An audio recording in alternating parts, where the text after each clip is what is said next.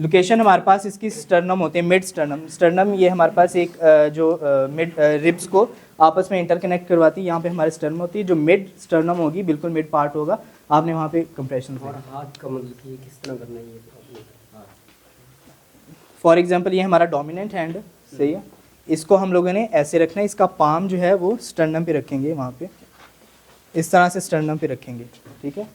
और जो हमारा डोमिनेंट हैंड होगा, मतलब जिससे आप काम वगैरह करते हो, तो हमारा वो इस तरह से इंटरलॉक करेगा, ठीक है। इंटरलॉक किया और इसके ऊपर फिर ऐसे करके हम लोग कंप्रेशन देंगे।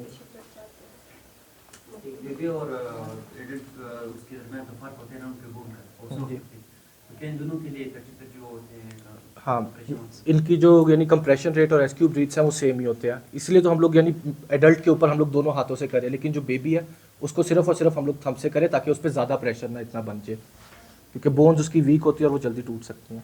जो एडल्ट है ना, वो तो मतलब जो एडल्ट है उसको 30 कंप्रेशन देनी होती है, और जो इन्फेंट है उनको भी यही सेम देनी होती है कि या उनको फिर यही बताया कि यानी इनका जो कंप्रेशन रेट और यानी जो रेस्क्यू ब्रीथ का रेट है ये सेम ही होता है, चाहे इन्फेंट हो या कोई बच्चा हो या एडल्ट, सब में सेम होता है। 2 इंचेस से हम अगर ज़्यादा कंप्रेशन दे सकते हैं तो फिर डैमेज का खतरा होता है। तो दे सकते हैं, इसे तो अंदाज़ा नहीं होता इमरजेंसी में 2 इंचेस से।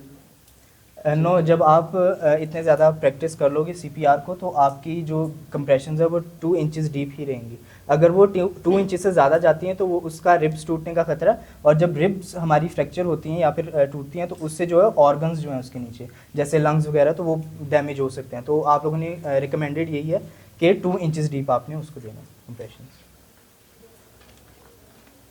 Any other question?